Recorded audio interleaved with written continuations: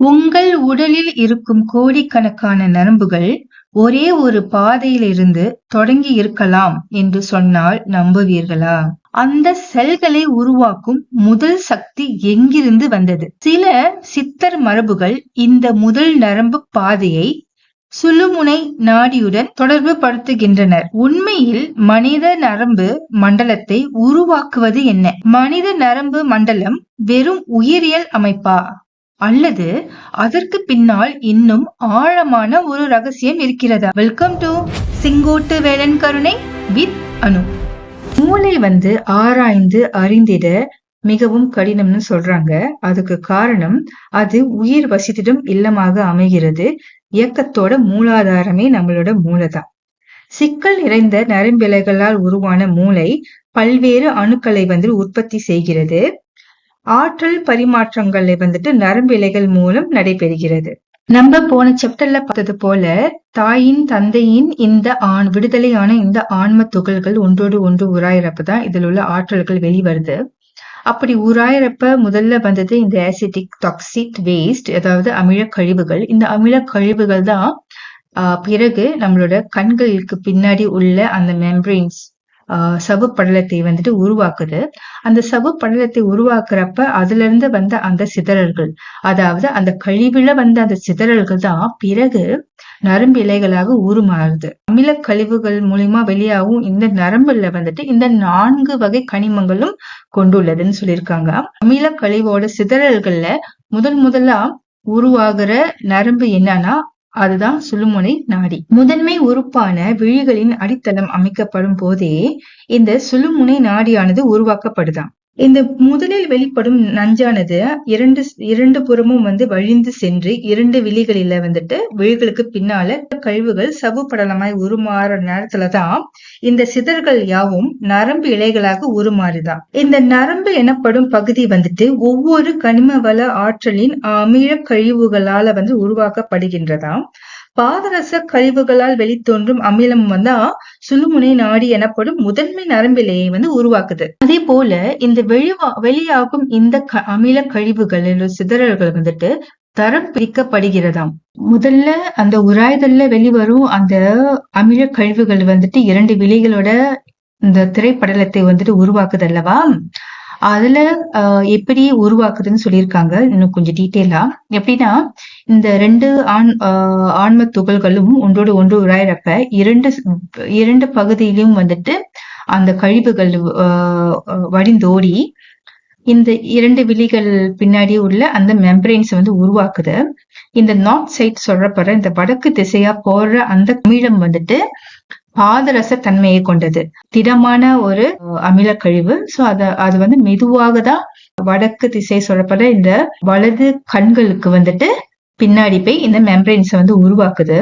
வெப்ப மூலக்கூறை கொண்ட இந்த அமில கழிவு இடது விழிகளுக்கு பின்னாடி போயிட்டு இந்த சவ்வு படலத்தை உருவாக்குது. இந்த வெப்பத்தன்மை கொண்ட இந்த ஆசிடிக் டாக்ஸிட் லிக்விட் ஃபார்மா, அதாவது திரவ கழிவு. இந்த திரவ கழிவு நம்மளோட இடது கண்களுக்கு பின்னாடி உள்ள அந்த மெம்பரைன்ஸ் உருவாக்குது.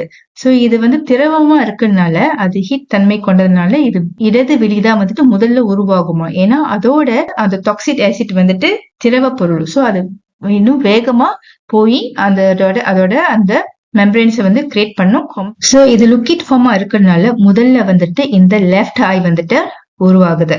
அதே போல நம்ம அடுத்து வர அந்த அமில கழிவுகள், அதாவது இந்த வாயு மூலக்கூறு கொண்ட அமில கழிவுகள் கிழக்கு நோக்கி பயணிக்குமா. கிழக்குன்னு இங்க சொல்லப்படுறது இங்க மேல் நோக்கி நம்ம சிரசிற்கு பயணிக்கப்படுமா.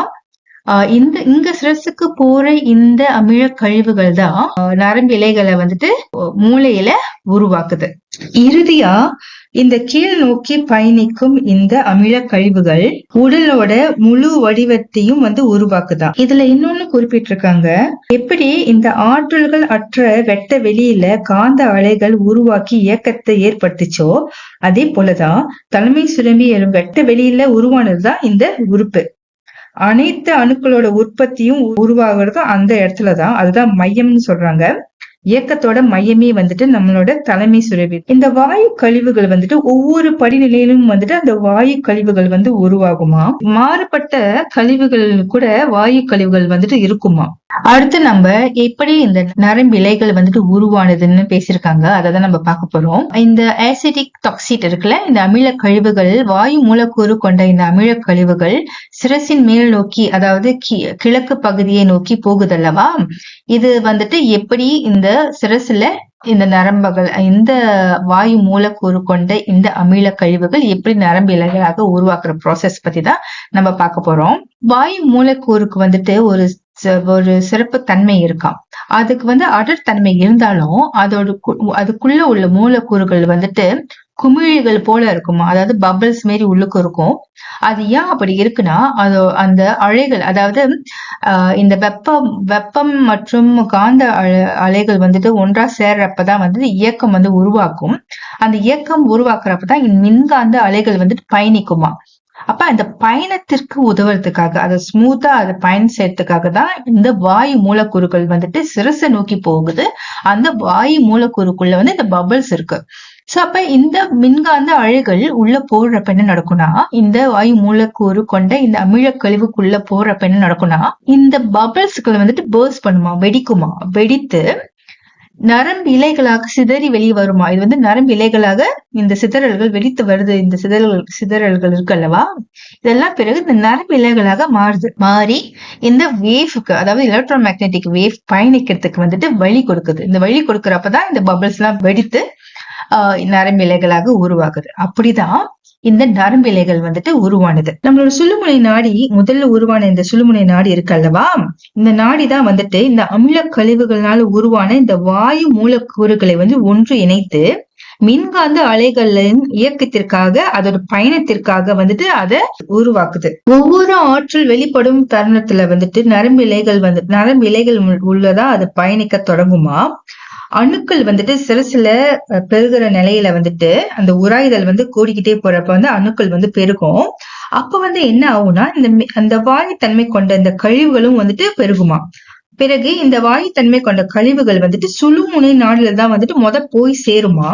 பிறகு சிறு சிறு பிரிவுகளாக உருமாறி இந்த நரம்பு இலைகளாக வந்துட்டு இணைந்து பிணைந்து அது அந்த சிஸ்டம், அதாவது நர்வ் சிஸ்டம் வந்துட்டு உருவாக்குது. இது வந்துட்டு நம்மளோட சிரசுல, நம்மளோட தலையில வந்துட்டு ஒரு தொடர் செயலாய் வந்துட்டு நடந்துட்டு இருக்குமா. அதனாலதான் வந்துட்டு இந்த அணுக்கள் கூட இந்த அதோட நரம்பு இலைகளும் வந்துட்டு பெருகி கொண்டே இருக்குமா.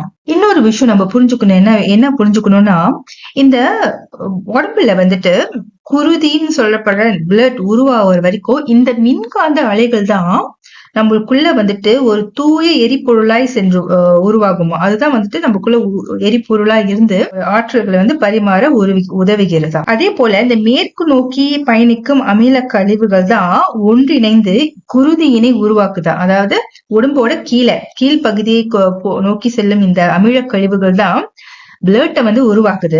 எப்ப வந்துட்டு இந்த நரம்பு இலைகள்ல வந்துட்டு இந்த பிளட் பயணிக்க தொடங்குதோ அந்த தருணம் வந்துட்டு நம்மளோட உடல் வந்துட்டு முழுமையா வடிவு கொண்டிடுமா. விடுபட்ட இந்த ஆன்ம துகள்கள் உராய்வுல வெளிவந்த இந்த அமில கழிவுகள் முதல்ல விழிகளில் உள்ள இந்த சவ்வு படலத்தை வந்து உருவாக்குது, மெம்பரேன்ஸ். அது வந்துட்டு வாயு மூலக்கூறு, நீர் மூலக்கூறு மற்றும் வெப்ப மூலக்கூறு கொண்ட இந்த அமில கழிவுகள் தான் வந்துட்டு நம்மளோட இரு வெளிகளுக்கு பின்னால் உள்ள இந்த மெம்பரைன்ஸ் வந்து உருவாக்குது அல்லவா.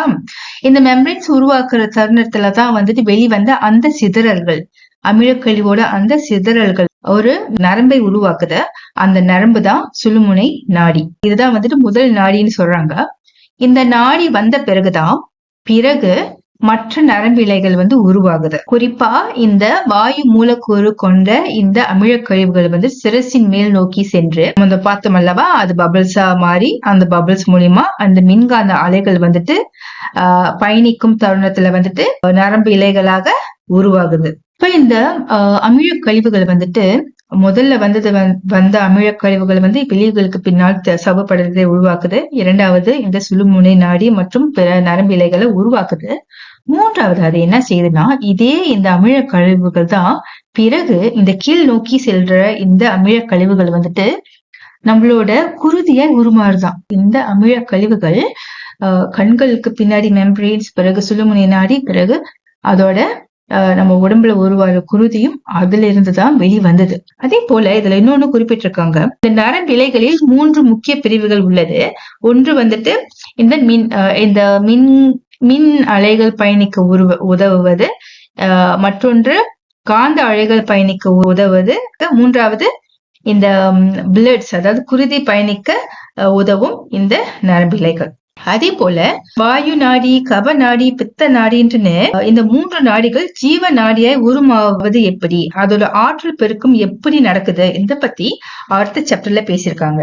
இந்த சாப்டர்ல என்ன சொல்லி முடிச்சிருக்காங்கன்னா, உணர்வு நிலை கொண்டு நரம்பு இழைகளை ஏற்றிவிட்டால் அதன் செயல்பாடுகளும் தெளிவுற உணரப்படும். சோ நம்ம நரம்பு இழைகளை பத்தி நம்ம தெரிஞ்சுக்கிட்டாதான் மூளையோட இயக்கம் என்ன செய்யுது, மூளையை எவ்விதம் இந்த இயக்கத்திற்கு அது உதவுதுன்னு நம்மளால அறிந்து ஆராய்ந்திட முடியும்னு சொல்லியிருக்காங்க. மனித நரம்பு மண்டலத்தின் தோற்றம் பற்றிய இந்த ஆய்வு உங்களுக்கு புதிய சிந்தனையை ஏற்படுத்தி இருந்தால் இன்னும் அழகான தகவல் அடுத்த அத்தியாயங்களில் காத்திருக்கின்றன. இது வெறும் மூளையை பற்றிய பயணம் அல்ல, மனித உணர்வின் ரகசியத்தை தேடும் ஒரு பயணம். தொடர்ந்து இணைந்திருங்கள். நன்றி.